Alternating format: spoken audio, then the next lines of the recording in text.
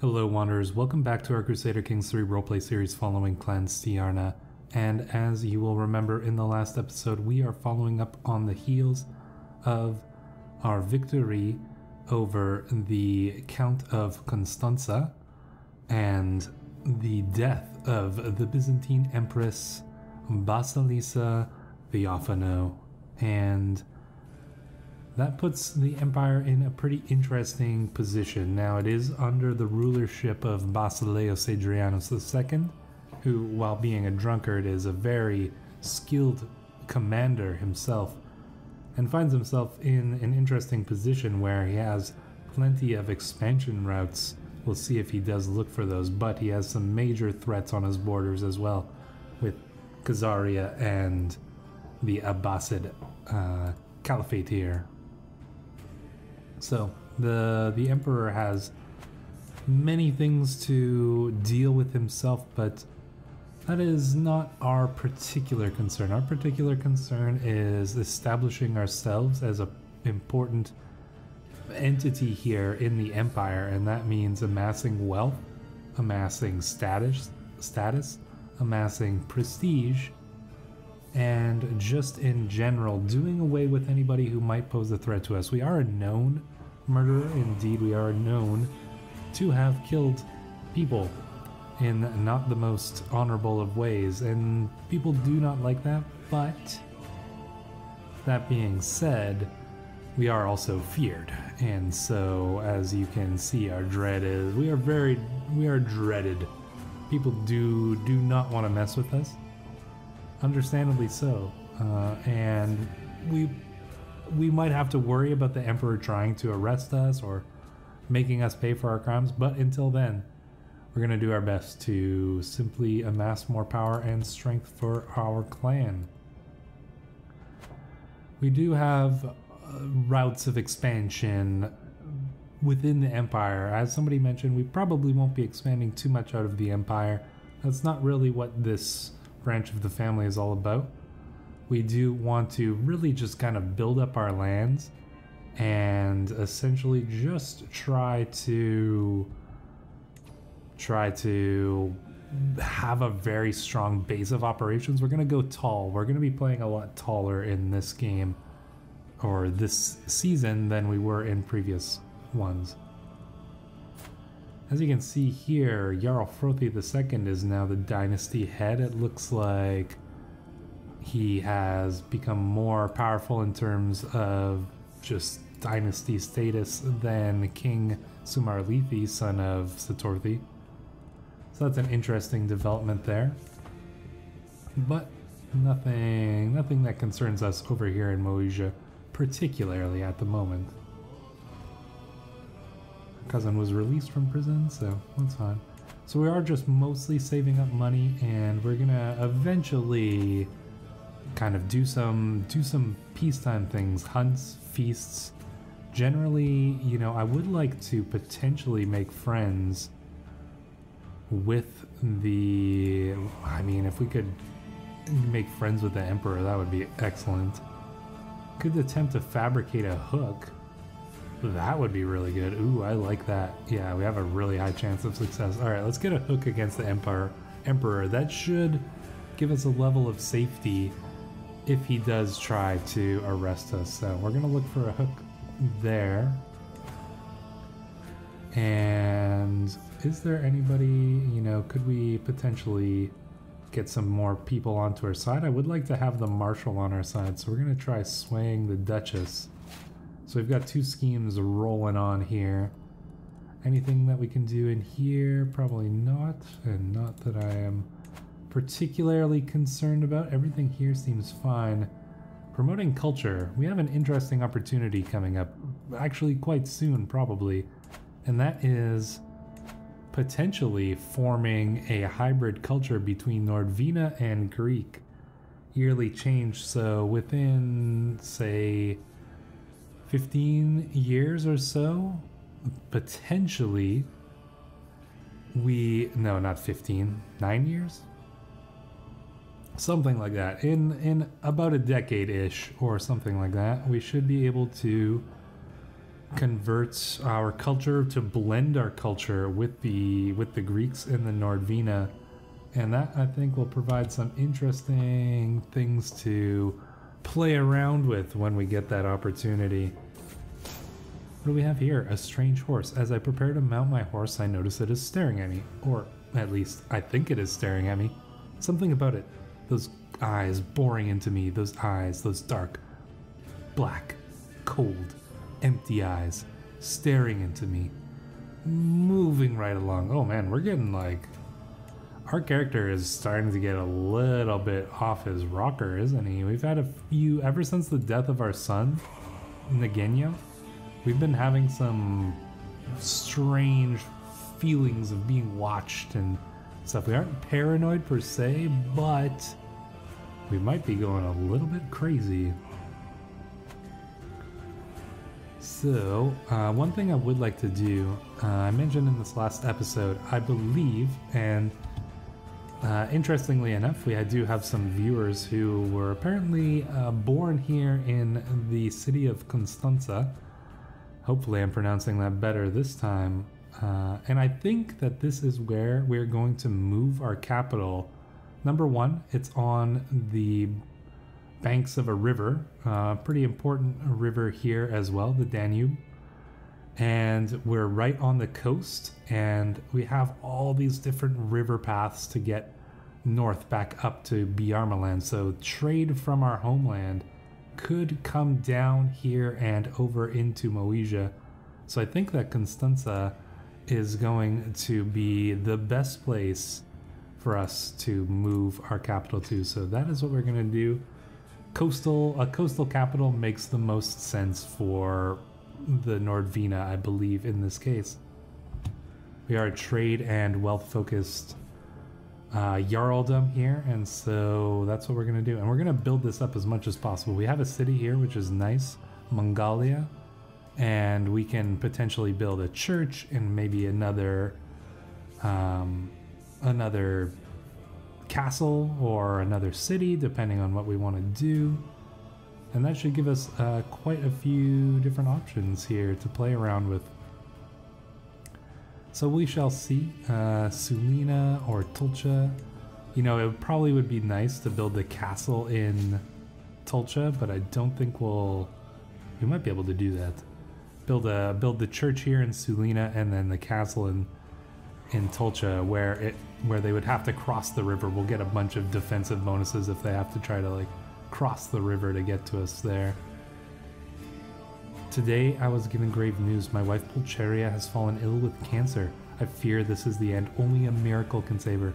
The physician wants to know how my wife will be treated. I think the time has come for drastic measures. Let's see what happens. As I near wife Duchess Pulcheria's chambers, I hear a horrifying scream, barely human and full of pain. I burst into the room only to find Pulcheria collapsed in a heap on the floor, covered in blood. The friendless physician is standing in the corner of the room, anxiously wringing his hands. Guards, put him under lock and key. I think that this is pretty... Yeah, we're gonna do this. Even though we gain some tyranny, he is going in the prison. And for what he did to our wife, even though we're not particularly a person who really has a lot of love for our wife, the fact that he would do this and essentially do an act of disservice to us in this way, we're gonna torture this man. Why complicate matters? There's nothing like a good old rack. Let's put him up on the rack. Slavak, you should have done better. Let the man stew in the dungeon. We may never release you. We may never release you. You might rot in the dungeon and die. What you did to our wife. Lost an eye, ouch. But she is alive. So there is that. A new claimant. Of all the buffoonery I have ever seen, in Mayor Yerodlim's inane effort to improve relations with my neighbors, my good-for-nothing chancellor has officially acknowledged Duke Vikislav's claim to the county of Silistra. Well, I hope the Duke realizes that trying to take that from us would be a foolish endeavor. He would have to attack into the Byzantine Empire, so I doubt he'll try to do that. Oh, we have a trained healer who might join our court. How much? We do need a new healer. Can we bring you? Can we bring you in? How would we even do that? My dear Pulcheria, I might not have loved you, yet I feel you're passing more acutely than I ever thought possible. You were always there, my constant companion. Did I take you for granted? There are so many things left unsaid. I hope you find peace, Pulcheria. Sadly, the death of our wife here. Exactly. Although we did not love her, it is a loss. Oh, we have unlocked architected ancestry. What does that do? Open, no, not dynasty tree. We want to look at our legacies. Oh yeah, here we go. So noble veins, convergent blood, so good congenital traits, just improving that chance. Less bad traits, that's good. And select the congenital trait to become more common in the dynasty. Oh, I wonder what they picked. We can't really see it, can we? I guess we'll find out here what they ended up picking. I'm curious. Hopefully it's like the genius trait or something like that, but it doesn't say. So I guess we'll find out once people just start coming out with different people in our dynasty kind of start having this trait all the time. So we'll see. Are we gonna get married again? I mean, we could get married to our young courtier. She is from a noble house. I mean, why not? We do need somebody to... Well, you are a genius. 31 years old. Severely injured. Well, she is Nordvina. She's our cousin. She's the daughter of Styrkar, granddaughter of Styrkar and Count Grettir of Tudela. And and Iradi. Okay. You know what? We might actually do this marriage. It is to our cousin, but she is a genius. And you know, I think that this potentially could... Maybe we'll get a child out of this, but we shall see. Either way, she shall serve us in our court as our wife. My niece Teresa has given birth to a daughter. Since the little one is part of the Stjarna dynasty, she should be blessed with a good name. This is our granddaughter, Alfredir. Okay, Alfredir. Probably pronouncing that wrong again, but may you grow strong and wise. I think that is a good name. I, Tada, gladly accept your hand in marriage. May our union bring happiness and fulfillment. My implacable husband, signed Duchess Tada of Moesia, the new Duchess. Very good. You are now part of our court, and you can potentially do manage domain. Oh man, she's got some good skills here, so I am thankful for that. So our scheme to fabricate a hook on the Emperor is still waiting, but we do have to deal with some rebels. To the brooding Jarl Refir, we have been burdened with your oppressive laws for far too long. No more. We are done paying you taxes. Once your coffers dry up and your larders are empty, you will wish you had treated us more fairly. Never. A peasant's lot is to serve their lord. Rally the troops. We shall indeed be rallying our troops. I'm going to put another rally point right over here in our capital, and we will raise all of our troops here. There we go. That is our full army, and let us go into battle. Should we should we perhaps send our son to lead the army here? I think, you know, even he's not a particularly skilled warrior, but he does have a little bit of knowledge in combat. It's more of a symbolic thing anyways. Sending our son in to lead the army and put down the rebels. He does need to gain that kind of experience leading men, so let's see how well you do, our son. Put down these rebels and put them down in the most vicious and gruesome way possible. Although he is not necessarily an evil man himself, he is, I don't think he's gonna have any compulsion against taking these rebels down and making a lesson of them, honestly. Seems like he's doing a pretty good job, actually, and there we go. The rebel army has been dealt with. Shall enforce our demands, imprison Marco Radomir, and torture him.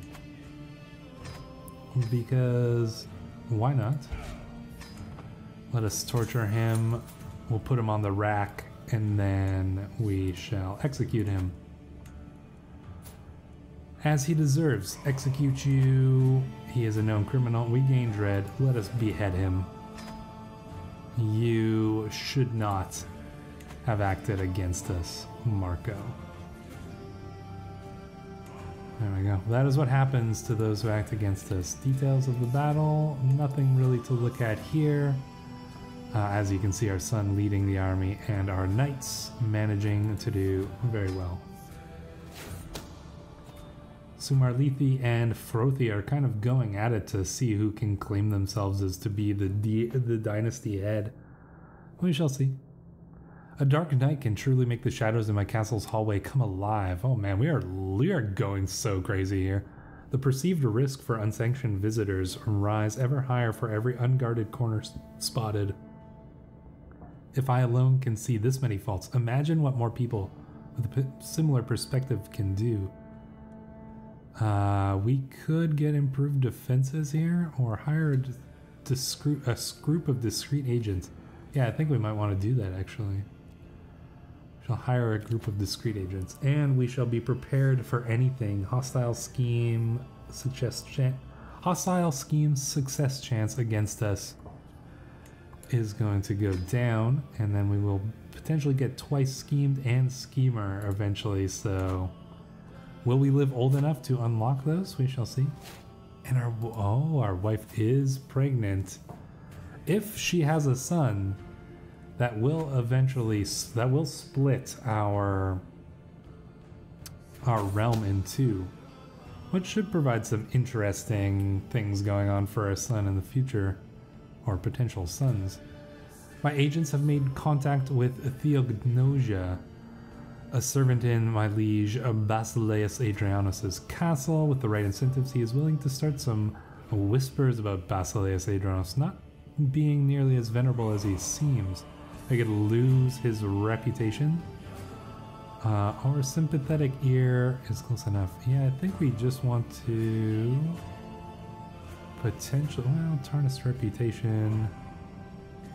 Yeah, okay, let's pay the money so we can have a better chance of making this hook work. And yeah, let's just kind of let things continue. So, this is what you should do. Samatu, an expert in the discreet arts, has been all over my castle, scaring both servant and courtier alike when emerging from the darkest of corners. Huddled around his notes, a detailed plan for increased security is slowly taking form. We could potentially get him in our court. Who are you? Ooh, he has very, very high intrigue. I already feel safer. I think that we might... Yeah, you know what? I think we'll keep him in our court here. He is very, very good. He's even better than our son. Sorry, Colbane, but we're going to have Samatu. We need somebody who is really skilled at this. And you know what? I don't know if we know that he doesn't like us that much. But we will be using him. That's for sure. The hustle and bustle is palpable among the traveling merchant stalls. The temporary shacks are stacked to the rafters and contain all manner of knickknacks. These pieces are positively radiant and would make a lovely gift.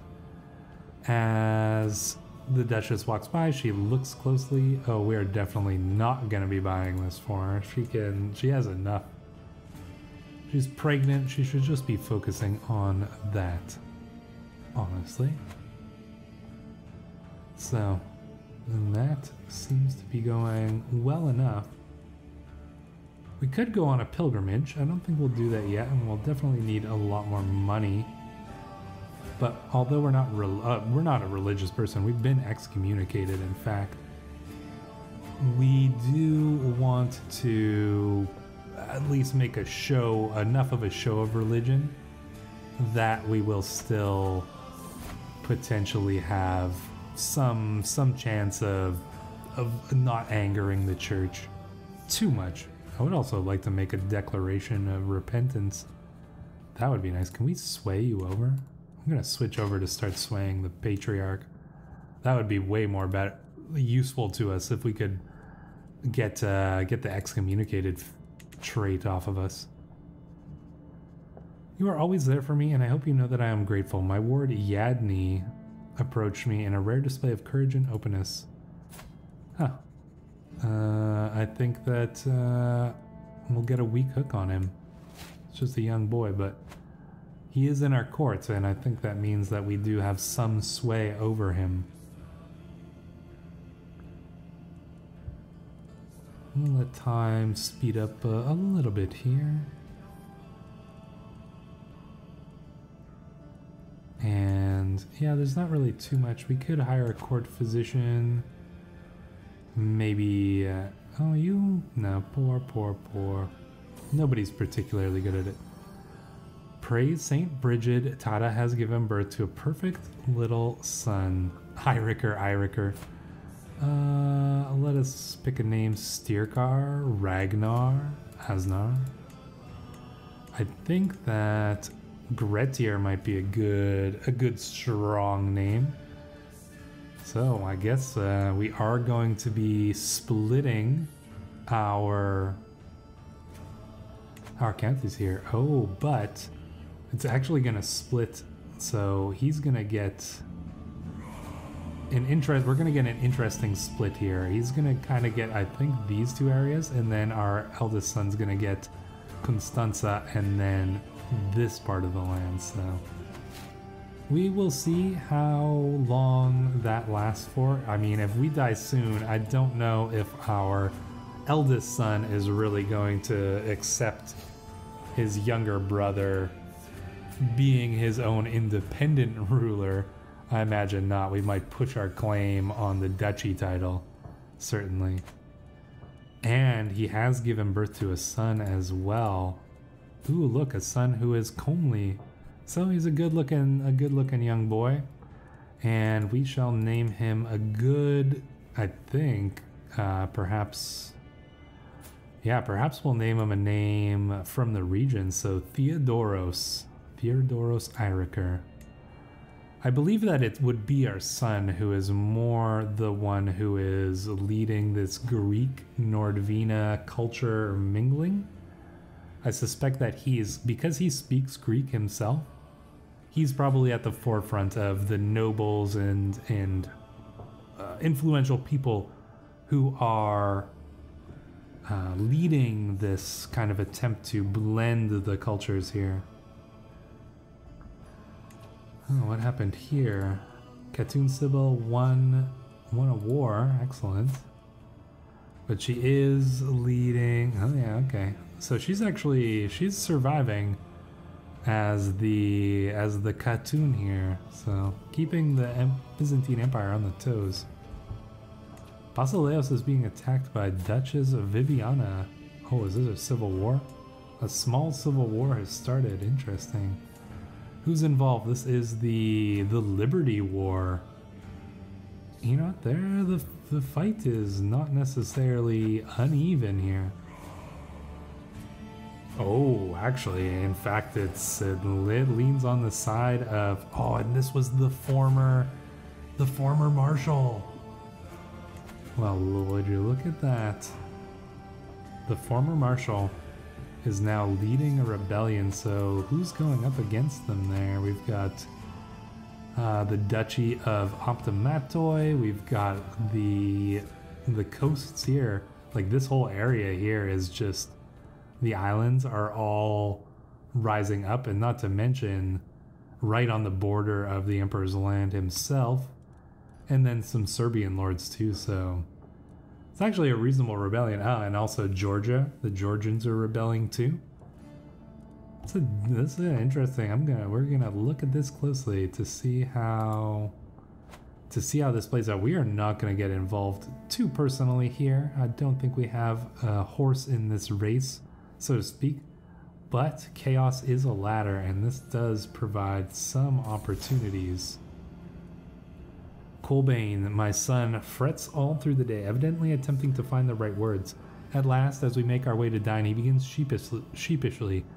My father, I hear rumors that Akakios, the Count of Barreau, has come to see you as the focus of his enmity. He talks openly of the illegitimate Jarl of Kron, who daily usurps his rightful lands and revenues. Ha, that venomous Bamput. I think we're going to become rivals with Count Akakios. Count of Barreau. Is he involved in the rebellion? He is involved in the rebellion. Too bad we can't do anything against you, but I don't think the Emperor, if the rebellion loses, I don't know if the Emperor is going to be too mad if we were to take this county for ourselves. It would be nice if we could get a claim on it. What do you think? Could you potentially get us a claim here on Barreau? Bishop Thorolfir? We may find that useful after the war is done. Though it is entirely possible that they might end up being successful and actually defeat the Emperor. So far, things are going... they're just in the building up phase. The armies are moving, but I'm very curious to see who's going to win. Interestingly enough, our uncle, King Vigfus of Bjarmaland, has died of old age. Now, I'm very curious to see who's become the king of Bjarmaland. King Styrbjorn Rikolfir's son. Ooh. So, the son of Rikolfir has actually won out over the other potential candidates to become the new king. King Styrbjorn II. He is the great-grandson of Styrkar, so the dynasty is, we are going through a few generations here. So the new king of Bjarmaland, King Styrbjorn, very interesting indeed. It did not go to the Navaran branch of the family. That would have been curious if it had, but... Oh, but the Navaran branch is defending in a couple conquests here. Well, let's see if they can hold out. They do have an alliance still with King Suero of Asturias, who has some troops. They got a reasonable amount of troops. I think they have a chance, but they're going up against some difficult enemies. But we're not playing as that branch of the family anymore. We are playing as the Milesian branch. Blossoming hatred. The brash hag Stefania makes my blood boil. How could God see fit to curse the earth with Stefania's hysterical cockiness? No, it is obvious. She is Satan's kin. She is worse than both putrid boil and ravenous locust. I cannot stand the mere thought of breathing the same loathsome air as her. I must do something. I must act. Will not rest until she is dead and buried. Well, we will potentially make that happen a little faster than it would once we are done with our current scheme.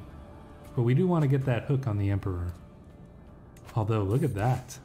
Byzantium itself is being besieged by a big army. The Emperor may lose.